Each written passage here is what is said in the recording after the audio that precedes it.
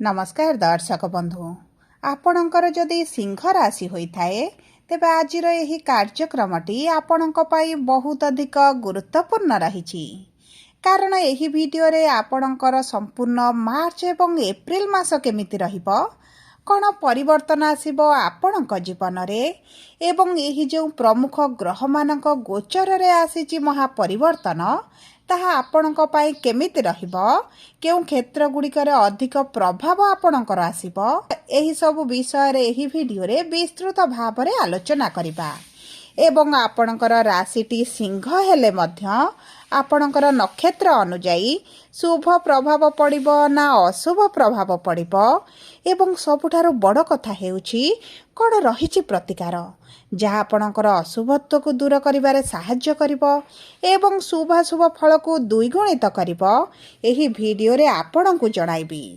देखंतु फेब्रुआरी मासरु आपणकर तीनोटी दोष लागिथिला पापकर्त्री दोष ग्रहण दोष एवं अंगारक दोष जहाँ एही मासरे हेबाकु जाउछि शेष एवं जो कारणरू आपणकर भाग्य देव आपणकर साथ एवं आपणकर किछि असंपूर्ण कार्य एही मार्च एवं एप्रिल मासरे संपूर्ण हेबा पई जाउछि एवं आपणकर किछि मनस्कामना बा अभिलाष जहाँ दीर्घ दिन हेला रही आसीछि ताहा वर्तमान पूरण हेबा पई जाउछि। तेबे एही मार्च मासरे एप्रिल मासरे कोन परिवर्तन आसिबो आपणक जीवन रे एवं केबे ठारू हेबो केउ क्षेत्र गुड़िकर हेबो एही भिडियो रे विस्तृत भाव रे आलोचना करिबा किंतु भिडियोटी आरंभ करिबा पूर्वरु जदि आपणकर भी सिंह राशि होइथाए एवं आपण भी ईश्वर को आंतरिक भक्ति एवं विश्वास करंती तेबे भिडियोटी को लाइक करंतु कमेंट बॉक्स रे जय जगन्नाथ जय मां लक्ष्मी अवश्य लिखि दियंतु ता सहित आम सह जोगाजोग करिबा पई वीडियोर मध्य भाग रे एक व्हाट्सएप नंबर टी दिया जाइछि जो नंबर साहाय्य रे आपण आम सह जोगाजोग करी निजर नूतन कुंडली प्रस्तुत करि परिबे कुंडली विश्लेषण कराई परिबे किंबा आपणकर चाकरी विवाह व्यवसाय प्रेम संपर्क शिक्षा स्वास्थ्य को नै किछि समस्या रहिछि ताहार सहजरे एवं स्वल्प मूल्य रे समाधान करि परिबे सेतिपई आपण आम सह वीडियोर शेष पर्यंत जोड़ी होई रुहंतु एवं व्हाट्सएप नंबर माध्यम रे आम सह जोगाजोग करी खूब कम मूल्य रे आपणक समस्यार समाधान करंतु। एबे आसंतु कार्यक्रमटी को आग को बढ़ाइबा एवं जानिबा एही जो तीनोटी दोष आपणकर लागिथिला एवं एही दोष कारणरू आपणकर विशेष भाव रे स्वास्थ्य रे जो समस्या बढ़िथिला आपणकर अर्थर समस्या मध्य बढ़ी जाइछि आपण ऋण आनिछंती करज आनिछंती लोन आनिछंती एवं सुझिबा पई चिंता करिबा समय रे आपणकर अन्यतर कार्य आसुछि जो कारणरू आपण ऋण करज न सुझि पारी ऋणर भार आपणक उपरे बढ़ी चलिछि एवं ता सहित आपणकर अर्थ को केंद्र करी विभिन्न कारण पई आपणक परिवार रे जो खुशीर वातावरण रही नाही एवं बहुत गुड़िए सिंह राशि विद्यार्थी मानकर मध्य शिक्षा क्षेत्र रे समस्या बढ़ी सफलता विफलता को नहीं बहुत अधिक द्वंद्व रे रहिचंती चिंता रे रहिचंती एवं मानसिक भय भितर रहिचंती एवं बहुत दिन हला आपण चाकरी पई चेष्टा करुथिले विफलता देखुथिले एवं आपण को निराशतार सम्मुखीन हेबाकू पड़ुथिला किंतु जो माने चाकरी रे पूर्वरु अछंती चाकरी रे आपणकर समस्या बढ़ी शत्रु बढ़ी आपणक विरुद्ध रे राजनीति मध्य चलीची जो कारणरू आपण मानसिक दुश्चिंता रे रहुथिले आपणक प्रेम जीवन हेउ बा आपणकर दाम्पत्य जीवन हेउ बहुत गुड़िए कारण को नहीं उभयों मध्य दूरता बढ़ी छोट छोट कथा को नहीं झगड़ा मनमालिन मतभेद बढ़ी एवं देखंतु आपणक व्यापार वाणिज्य मध्य पूर्व भली आ लाभ हेउनी पूर्व भली व्यापार हेउना विभिन्न प्रकार कारण को नहीं आपण जो मानसिक दुश्चिंता रे रहिचंती शारीरिक कष्ट भोग करूछंती सेही सब क्षेत्र रे आसीबो बड़ परिवर्तन किंतु आपणकर नक्षत्र अनुजाई आपणकर केउ क्षेत्र रे केबेठार शुभ परिवर्तन आसीबो आसंतु आगकू जानिबा।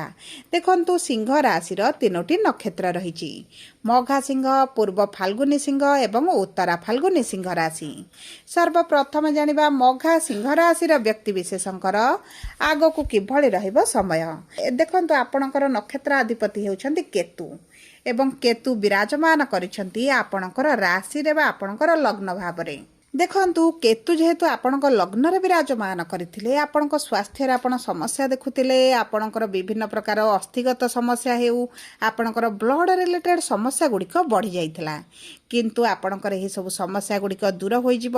ସୂର୍ଯ୍ୟଙ୍କର ସପ୍ତମ ଦୃଷ୍ଟି ଥିବା କାରଣରୁ ରୋଗ ପ୍ରତିରୋଧକ ଶକ୍ତିରେ ବୃଦ୍ଧି ଘଟିବ।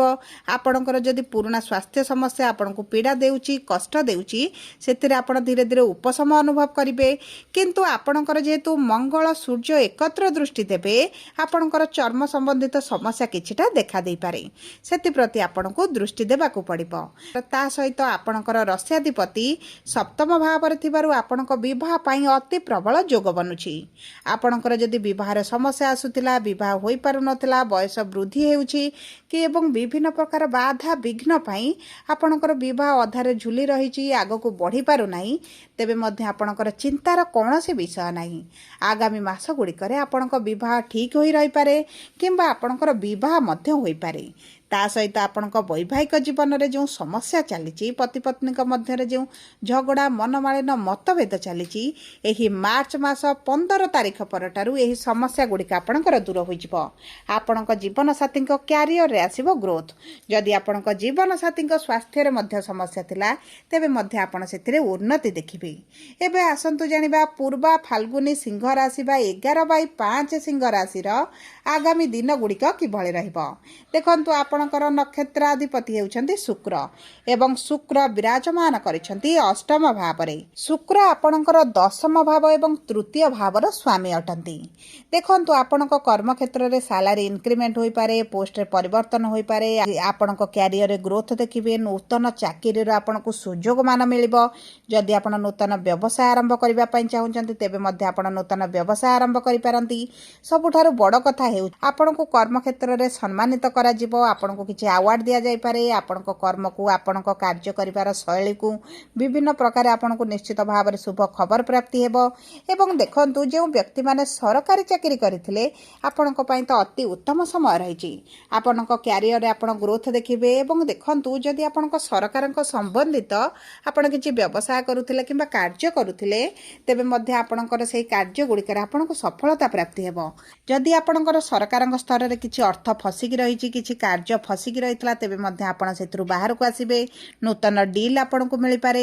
ତାହା ସହିତ ଦେଖନ୍ତୁ ଉଚ୍ଚସ୍ତରୀୟ ଲୋକଙ୍କ ସହିତ ଆପଣଙ୍କର ଯୋଗାଯୋଗ ବଢ଼ିବ ଏବଂ ଯେଉଁ କାରଣରୁ ଆପଣଙ୍କ କର୍ମ ସମ୍ବନ୍ଧିତ ସମସ୍ୟା ଗୁଡ଼ିକ ଦୂର ହୋଇଯିବ। ଆପଣଙ୍କ ବିରୁଦ୍ଧରେ ଯଦି କିଛି କୋର୍ଟ କଚେରୀ କେସ୍, ପୋଲିସ କେସ୍ ଲାଗିଛି, ମଧ୍ୟ ସେଥିରୁ ଆପଣ ବାହାରକୁ ଆସିବେ।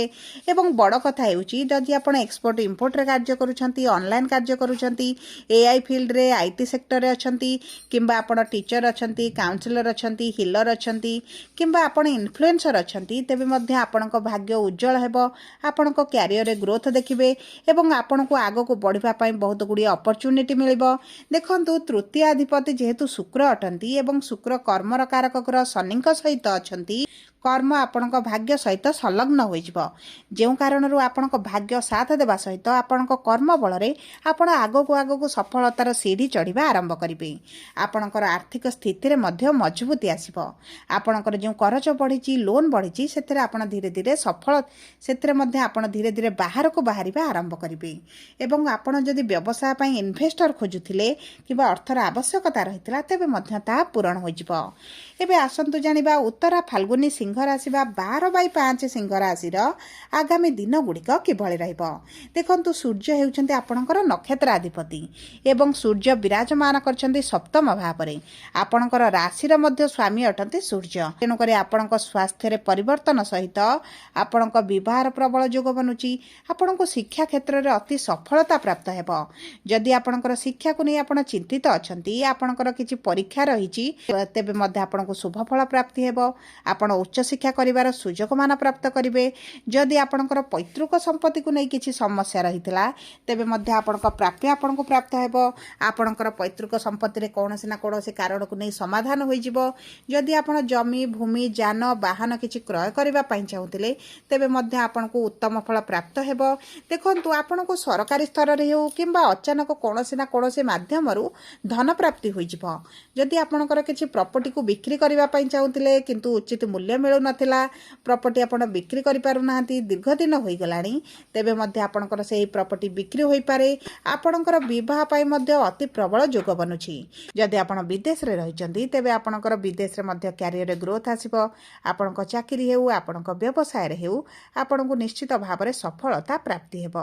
ସବୁ ପରେ ଦେଖନ୍ତୁ, ଆପଣଙ୍କର ଯେହେତୁ ଶନିଙ୍କର ଅଢ଼େଇ ଚାଲିଛି, ଆପଣ ପ୍ରତିଦିନ ସୂର୍ଯ୍ୟଙ୍କୁ ପ୍ରାତଃ ସମୟରେ କିଛିଟା ସିନ୍ଦୁର ବା କୁଙ୍କୁମ ମିଶାଇ ସୂର୍ଯ୍ୟଙ୍କୁ ଜଳ ଅର୍ପଣ କରନ୍ତୁ। ଆଦିତ୍ୟ ହୃଦୟ ସ୍ରୋତ ପାଠ କରନ୍ତୁ। ଘରୁ ଶୁଭ କାର୍ଯ୍ୟରେ ବାହାରକୁ ଯିବା ସମୟରେ ବାମ ହାତ ପାପୁଲିରେ କିଛିଟା ଅତର ଲଗାଇ ଯାଆନ୍ତୁ। ମା ଦୁର୍ଗାଙ୍କର ଉପାସନା କରନ୍ତୁ ଏବଂ ପ୍ରତିଦିନ ଆପଣ ହନୁମାନ ଚାଳିଶା ପାଠ କରନ୍ତୁ। ଶନିବାର ଦିନ ଶନିଙ୍କ ମନ୍ଦିରରେ ସୋରିଷ ତେଲ ହେଉ କିମ୍ବା ରାଶି ତେଲର ଦୀପଟିଏ ଲଗାନ୍ତୁ। ଧନ୍ୟବାଦ।